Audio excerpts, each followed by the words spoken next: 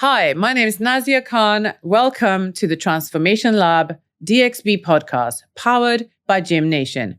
Get ready for an exciting deep dive into the stories of our incredible guests as they share how they transform their lives by turning their toughest setbacks into epic comebacks. This is where inspiration meets action. Welcome to Transformation Lab DXB in partnership with GymNation. My name is Norris Panton. I'm your host for today. We're going to hear a very exciting transformational story from the young, handsome Will Rasmussen Dean. Welcome, Will. Thank you, Norris. Thanks for having me. Can I just, before we start, Rasmussen Dean, how posh is that? Do you have a hyphen in your name? I do have a hyphen in my name, yeah. It's not posh at all. Do you say, so when you're really pleased about something, do you, instead of saying yes, you say, ears? Where does that name come from? It's Danish. Rasmussen's Danish, but obviously Dean is British. So I came from my grandfather, who was a fisherman, and my mum was Rasmussen, my dad was Dean. The two got merged together, and here I am. Rasmussen, I like it, I think. Yeah, so do I. You know, it's a long one. Danish, my brother hates it, but I like it. Danish fisherman. My grandfather was Danish, but he was a fisherman, but he sailed from Scotland. Wow. That probably made him a smuggler. Fisherman, smuggler, same thing. Maybe, possibly, I don't know. I never met him. You've come from Could good have been stock. a smuggler. Tell the listeners who you are. So absolutely, we need to understand what your job is and your very grand title. But really, we want to know the type of human that you are. Oh, the type of human I am. Okay, so I'm country director here at GymNation. A grand title, but, you know, no different to anybody else that wears GymNation, really. You know, I look after all of our staff in the UAE. 300 plus staff. I work with our general managers to make sure that our sites are performing and that, you know, we are where we need to be in relation to budgets. I kind of oversee everything that happens in the UAE, from site fit outs all the way through to open sites, mature sites, membership base, yield, how much money we're making, do we have the right things in our vending machines, are our members all behaving themselves? You kind of name it, I kind of oversee all of it. It does sound like a really big job. Country manager is a wonderful title. It is big. It's a big job, but I've got a great team around me, so it makes it much easier. And dare me say, you must be doing a reasonably good job because the business is flying. I think so. Yeah. I mean, we're doing very, very well. I think as a business, we're definitely flying at the moment. And usually as a leader, that's because of one of two things, one or the other, really. Either it's because of you or it's in spite of you. Which one is it? I don't think it's because of me in any way, shape or form. I think it's because of the people that we have within our business. You know, we've got a great management team, a great group of people who kind of sit up in head office and, you know, clash heads and come up with these great ideas, all the way through to our teams that work on the ground. Our sales team, our reception team, our front of house. Good people. You know, every single person, you know, is amazing. I genuinely believe we're a great company to work for. We look after the people who work for us very, very well, hopefully. I think that's, you know, proven with some of the awards that we've been given over the last couple of years. And I'd like to hope that everybody's very happy to come to work with us. They do seem like a very happy bunch, you know. I spent a little bit of time in the gym here. You couldn't tell by looking at me, but... So I understand the role that you have. I understand your job title, the work that you do. Help me with something. I want to understand your nature as a human being. So we're going to go through a little visualization. Okay. Shut your eyes for me, Will. I won't do anything bad, nothing that hurts. I want you to think about the person that is your best friend, the person that you've spent so much time with, that they know you inside out, back to front, upside down. They know who Will is. Can you see that person in your head? Yes. What's that person's name? I'll keep that quiet. Okay. Imagine at some point, you and I out on a social, I will meet you with this person. You'll be dancing, middle of the dance floor, tripping a light, fantastic. And I'll be stood by the side watching. And I'm talking to this person, your best friend. And I'll say to this person, what's the thing? What's the characteristic about Will that you like the most? Best thing about Will. What will this person say to me? That's a difficult one. I don't really know, to be honest. Don't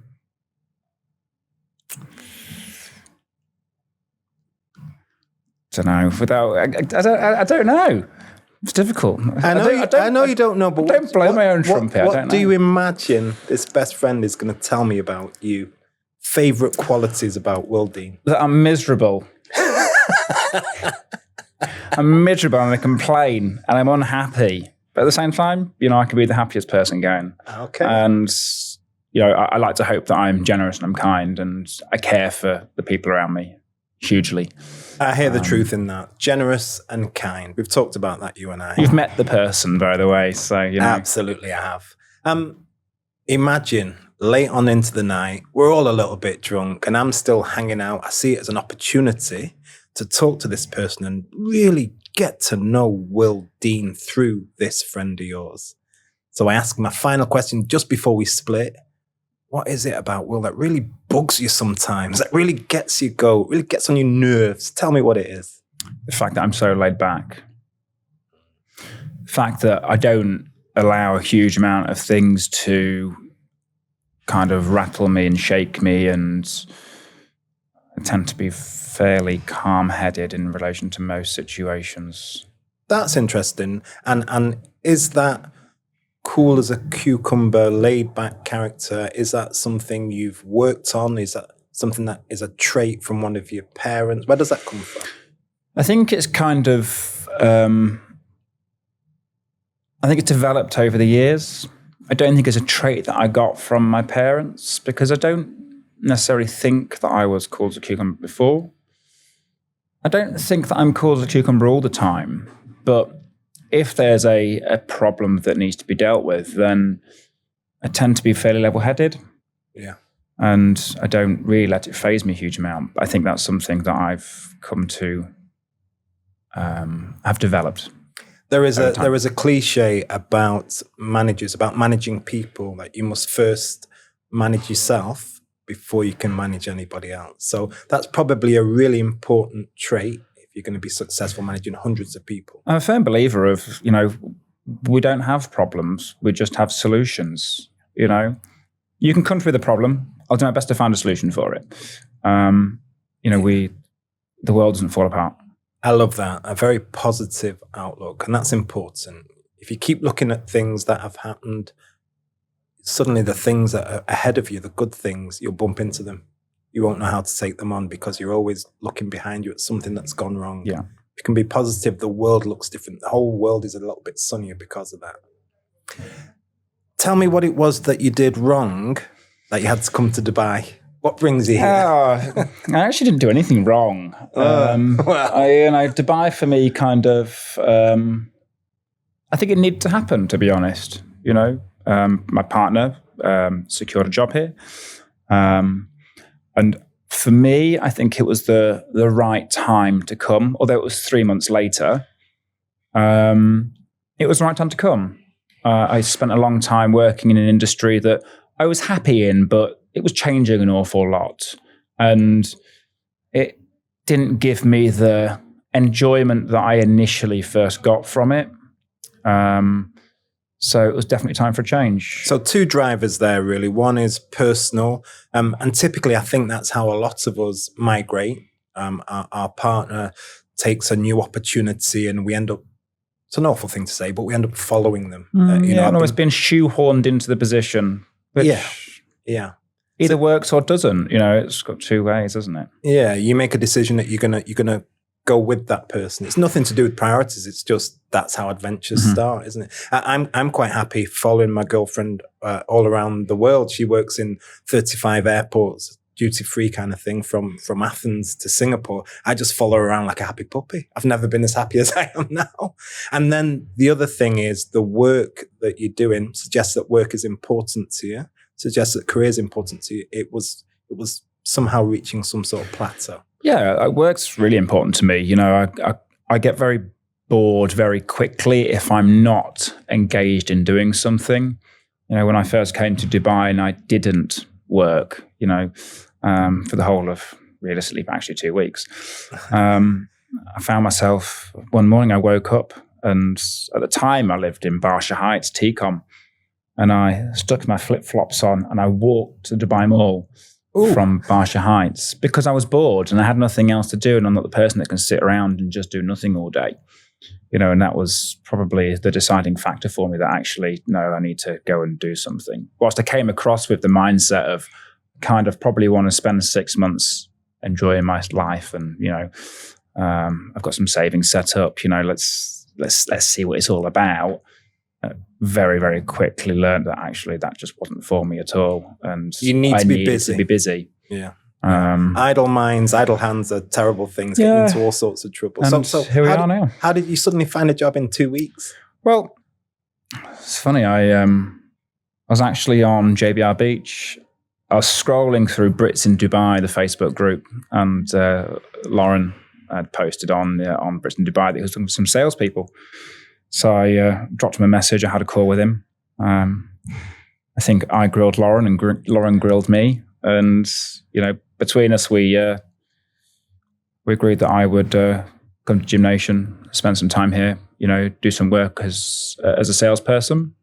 One thing I knew back from my previous industry was sales. I spent years doing it. I remember having an interview with Lauren in a little metal cabin on the side of Sheikh Zayed Road. It had no air conditioning. I turned up with a 3-piece suit on. Sweating. Lauren laughed at me. Said, "Why have you come in a suit?" I said, "I've never been to an interview in my life before without having a suit on." So, and Lauren's in his shorts and trainers. Yeah, and I sat there and sweated for an hour. So yeah, that's kind of how I came to GymNation. And the rest, as they say, is history. Because that was, 7-8 years ago? Yeah, it's 2018. It was January 2018. So, did you imagine it would be the business that it is today when you first got into it? Did I? No. In honesty, no, I didn't. When I first stepped into GymNation, I had never been in a gym my entire life. I knew nothing about health and fitness. I wasn't interested in it in any way, shape, or form. But the one thing I did know was sales, and I knew some operational, stuff, but absolutely nothing about gyms. Right. That was kind of one of the challenges and one of the. So you've managed to build quite a career, a solid business, a very successful business that continues to grow. Good family life. You're getting well with your folks still, and you're bold enough to come on an adventure all the way to the Middle East. You look healthy. You've got your own hair and teeth. We talked about that. Fabulous complexion. Tell me where you got that skin cream. You are living the dream, but life wasn't always like that. You faced your own challenges in the past. And that's what we're here to talk about, really. We're here to understand who you are as a person, but to understand perhaps the most challenging time you went through in your life. I want you to do something for me, and I want you to think back to the person, think back to the moment, take yourself back to right then. Tell me what happened. Share with the readers what happened. Well, I think, I don't really know where to go back to, I think as a kid, I was always a quiet kid. I was never the loud, jovial, cocky kid at school. I was always relatively quiet and reserved. I had a small friend circle. It wasn't massive, but I loved my friends. Conservative kid. Yeah. I lived with my mum. My mum and dad were separated. Me and my mum lived 200 miles from my dad and my brother. So they were separated. I lived with my mum, and I was a mummy's boy. Through and through, I was a mummy's boy. Me and you both. And I absolutely adored my mum. I went through school, hated it, detested school. I never enjoyed it. I left school and realised that I had absolutely no qualifications. What was so uncomfortable or unpleasant about it? I just didn't like it. I felt that it wasted my time. I felt it starved me, I think, from kind of what I wanted to do. I had no idea what I wanted to do, but I just felt that sitting in this classroom and being taught and told all these different things, it just wasn't for me. My art teacher told me that I'd come to nothing in life and that I was rubbish. I could draw a smiley face. That's art for me. I don't need to learn any more than that. So yeah, I went through school. I came out of school with no qualifications, no GCSEs really, and then realised I had to kind of then do 2 more years of education to try and get some. So off I went to college, redid some GCSEs. Did you enjoy college more than you that enjoyed? As well? Really? Yeah, didn't like that at all. I remember going to PE one day where I had a white top on, white shorts, new white trainers. And the PE teacher told me that I was playing football outside on the field in the rain. And I said, well, I'm not. So I got on the bus and went home. And yeah, so I finished college. And then I didn't know what to do. So I got a job. I started as an apprenticeship fixing cars. Okay. In a little, privately owned garage. Taught me work, I guess, at the age of, 17. And then kind of life plodded on from there, Did you love cars? I did love cars. I loved cars when I was younger. I still kind of love cars now, but, not as much as I did when I was a kid. I plodded on for the next couple of years working. I kind of moved in and out of jobs, wasn't really sure what I wanted to do. And I got to the age of 19 when I had a really bad car accident, which was my fault. Wow. There was no other cars involved, but, it was my car. I lost control on a country road in the middle of winter. I had some passengers who were unfortunately injured. Nobody died. I had no seatbelt on. I went through the windscreen. Wow. It was Wow. it was a big accident. It was awful. It was awful for me. It was awful for the people that were involved. But then I went through a 2-year court case for that. And it got magistrates court adjourned, magistrates court adjourned. The Crown Prosecution Service haven't done this. The Crown Prosecution Service haven't done this. And it was 2 years worth of being adjourned and passed from pill to post. And it got to 2006, around Christmas time. And my mum fell ill. And wasn't really sure what it was.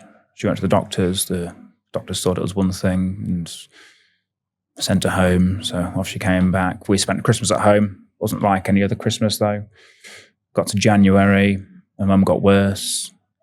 I got a court date to go to courts. My court date was March.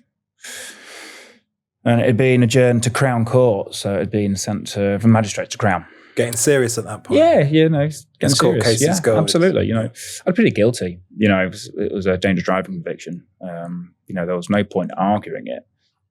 There was no circumstances that made anything right from my aspect. There was some murky waters in relation to some of the reporting that were done, that the CPS had done, but, nothing that I could really argue. It got to January, my mum got more ill. So she went to hospital. And then I turned 21. And literally 2 days after my 21st birthday, they diagnosed my mum with a brain tumour. Wow. And they told her that she had 6 months to live.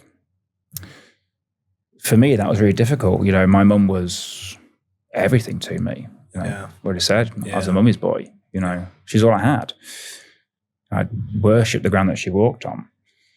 And on the 15th of February, my mum died. Wow. So she lived for just over 3 weeks. That for me was really hard. I didn't know how to deal with that. You're a very young man still at 20. Yeah, I was 21, and I don't believe that my life's been difficult in any way, shape or form. There's people who have had horrendous situations in life. There's children who die of illnesses. There's adults who have illnesses that die. The world is an awful place. I don't for 1 minute believe that my life's been a bad life. Back to your positive outlook. Yeah. Okay. So yeah, my mum died, and then came my court case.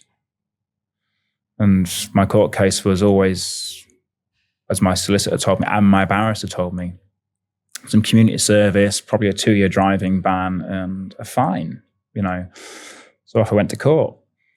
I went with my dad and I went with my mum's best friend, and I set out for the day with every expectation to go home. And my judge sentenced me to 6 months in prison.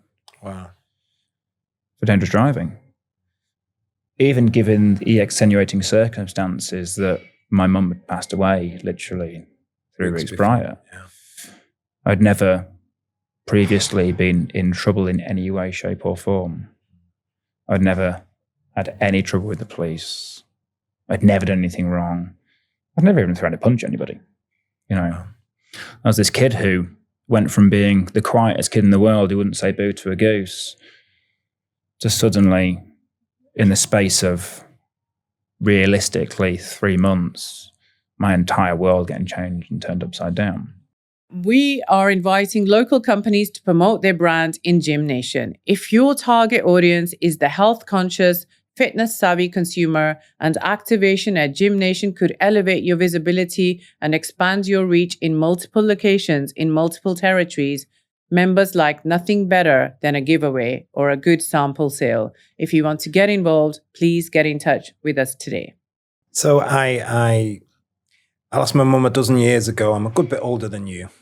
So I guess I'm closer to the point where you expect to lose your parents. But I do remember distinctly, I remember a phone call from my sister, and she's crying on the phone, and she's breathless, and she says, my mom's really ill. They've took her to the hospital. I think it's bad. So I remember sort of jumping into the car, and I live the other side of the city. It's an hour to the hospital. And I remember getting there, and my mom's gone. And I just thought to myself, you could have waited. And I felt so, I don't know, bad because I'd not been able to say goodbye to her. Yeah. But what I do recall about that period in time was your world suddenly becomes smaller. I don't know, it's just, they call it loss because suddenly you've got less. You've lost something really valuable. Yeah, you have. It's really difficult to deal with, I think. But I don't know. You can either allow it to kind of create you into, lead you down a great path in life, where you can learn an awful lot and you can really develop yourself, or you can allow it to put you into a really dark hole. Yeah. And it's funny you say about your sister calling you about your mum, because 2 years later I got the call from my sister about my dad, and at the time I lived 4 hours away. My dad was South London, I was Lincolnshire. That was a 4-5 hour journey in a big pickup truck at the time that I was driving. So, I set off straight away. I got there before my dad died. That was in 2009. But yes, 2007 was a challenging year. Yeah, what a year. What a terrible year. So, and in between all of that, I had my son. Yeah. In January that year, I had my son. Me and his mum weren't together.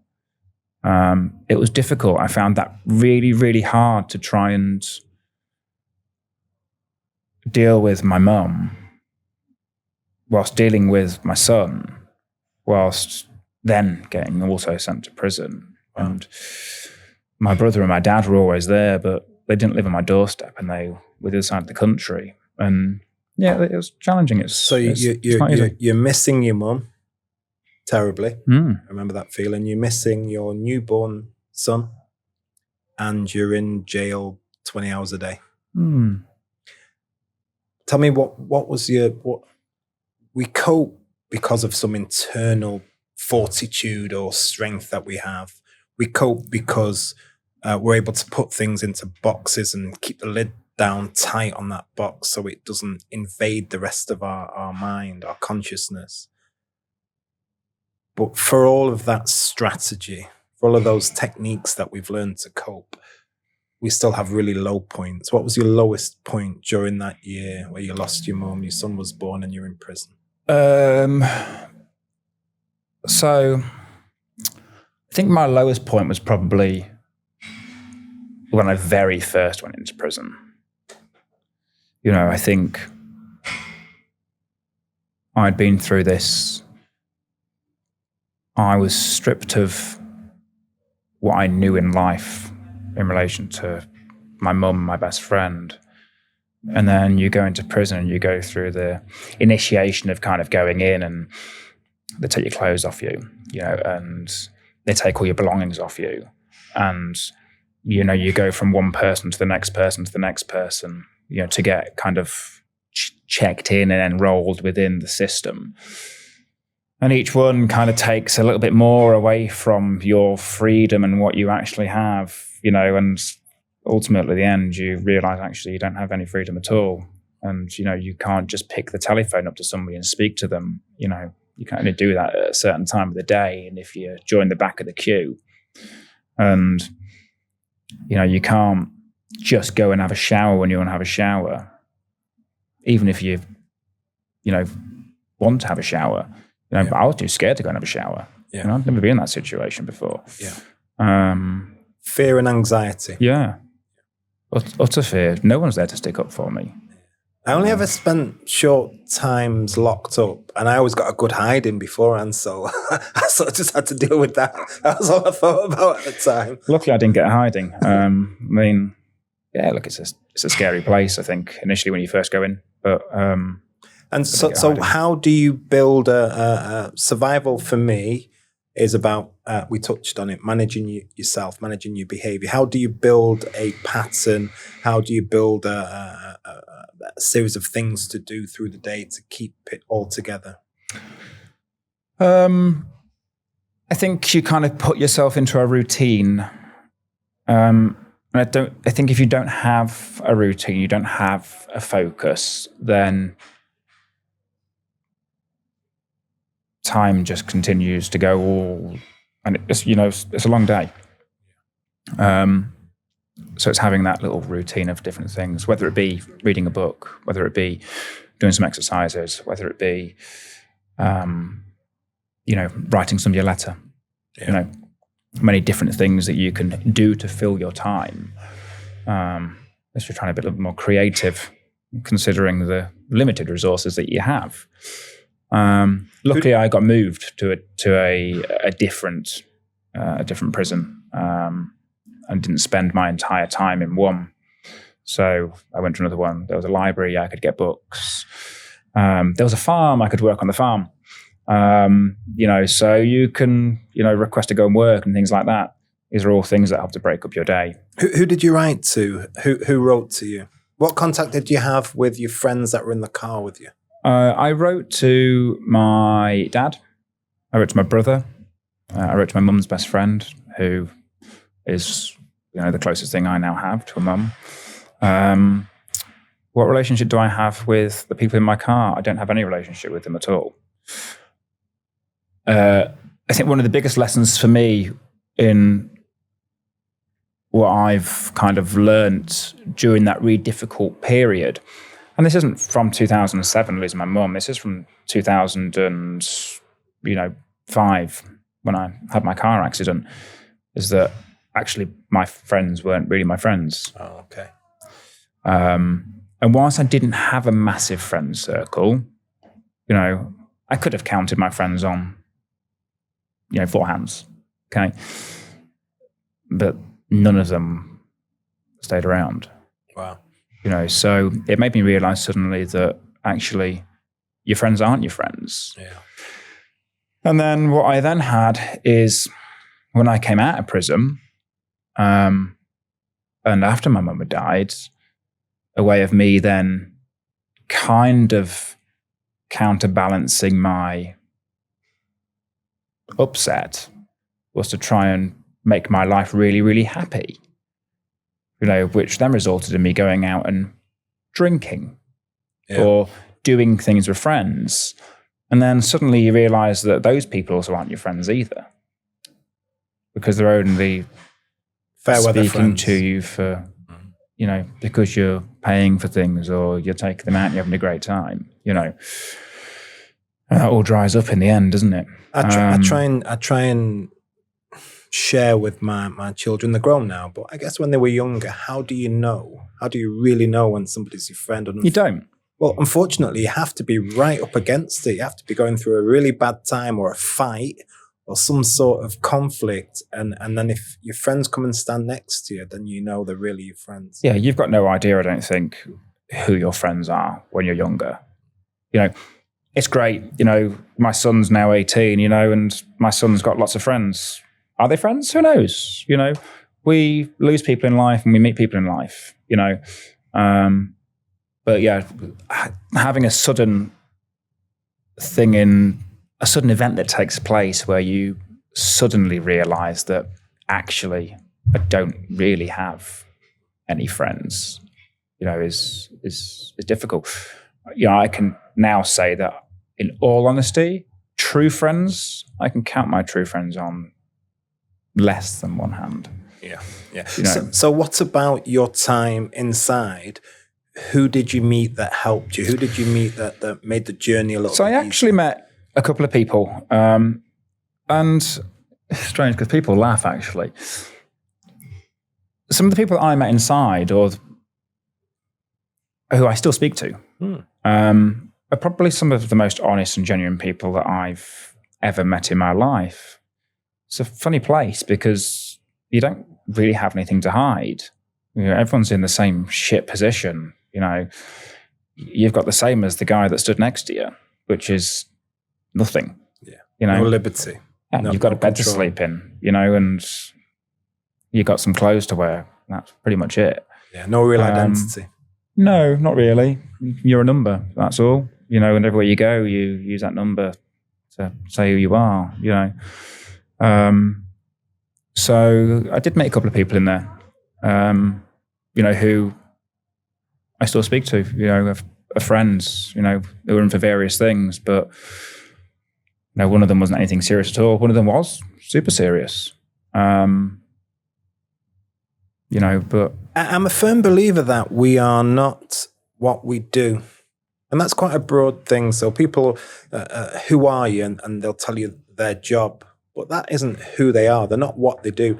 You can meet somebody who's taken a life, and actually sometimes that can be justifiable, you know, and that doesn't make their whole identity wrapped up in this one day where they did a bad thing. We're not what we do. yeah, no, I completely agree with that. You know, there'll be people that will listen to this and watch this, and because I've been to prison, will instantly decide that actually I'm not the right person. You know, I don't like you. Yeah. You know, Yeah. I wouldn't want to be near you as a person. You know, well, do you know what? That's your prerogative. Off you go. You know, Yeah, you're not bothered, lost. you know, I don't care. You know, I'm kind of in the mindset now of I actually don't care if people like me or not. You know, it's just your problem, not mine. Yeah. But yeah, like, I think people can have a bad day. You know, just because you've done something wrong doesn't mean you're a bad person. Yeah. You know, shit happens in life, unfortunately. That's the way it works. Yeah. I sort of believe, As long as you learn from it and you endeavor to not do it again, then, you know, there's a win there. that's important. The law is a set of rules or guidelines that are created by the majority. I've never really been in that majority, and I believe I've got a good understanding of what's right and what's wrong. But the law's not going to be my first reference because it really wasn't made for me. But that point about not repeating a pattern of behavior, that I think is important. Yeah. At that point, you become a serial killer, don't you? Like somebody could say to me, oh, are you rehabilitated now? And you're like, well, no, I didn't need rehabilitating in any way, shape or form. You know, You made a mistake. I was never the wrong person in the first place. I just made a mistake. You know, people make mistakes. Yeah. You know, we're not the people we are unless we make mistakes. If you don't make a what mistake, makes you us can't learn human. from it. That's what makes us human. You know? You learn nothing when you do everything right. Absolutely not. Yeah, you don't really find out who you are until things go wrong. You don't really find out who you are until you get knocked down. Unless it goes tits up, you can't fix it. Absolutely. Right? Yeah. You know, and unless you can fix it, you can't learn. So you the things that you've learned post 2007, through the windscreen, bad car crash, you got hurt, your friends got hurt, you ended up strangely in prison, your mum passed, your son was born. That's a really intense series of things that, you know, they tend to be defining. What did you learn? Intense. So as you look back, what's your advice to your younger self from 2007? My advice to my younger self. Sounds like a TikTok meme, doesn't it? Yeah, it does, yeah. Honestly, never take for granted who you've got in your life that you love. Yeah. You know, and just because you've told someone today that you love them doesn't mean you can't tell them again. Because no one's here forever. And that world will change so quickly and can change so quickly. You know, and you kind of need to be prepared that it is potentially going to change. So just make sure that you've done everything you can and that you're content with how you have either said bye to somebody in the morning or the last conversation you had with somebody. You know, on that subject, my mum phoned me a week before she went. She said she's left the fridge on with milk in it in the caravan. Can I take it to the caravan? It's like 4-hour round trip, but actually it was just me and my mum sat in the car and we laughed. We stopped, we had a little bit of lunch, the milk had turned to cheese, we Best got it times. out. And I reflect on that actually more than my mum's passing. And I realized that my mum was very involved in my life. She came regularly to mine to look after the kids and stuff. And, you know, we cooked together. We had the best of time. I couldn't have done any more. So I find real comfort in that, you know. She knew that I loved her. I told her all the time. And I've sort of lived my life that way since that moment. So I understand that point. What else did you learn? Education. Honestly, if it doesn't work out for you, it doesn't work out. It's the end of the world. You know, I think people are pressurized so much in education now. You know, you've got to have a degree, you've got to go and do this, you've got to go and do that, you know. Rubbish. You know, no, you don't. You know, don't get me wrong, it might age you, you know, but, you know, I hated education. And if you gave me education now, I'd still hate it. Yeah. You know, if you said to me, William, I want you to go and do a master's in business, all right? Could I do it? Yeah.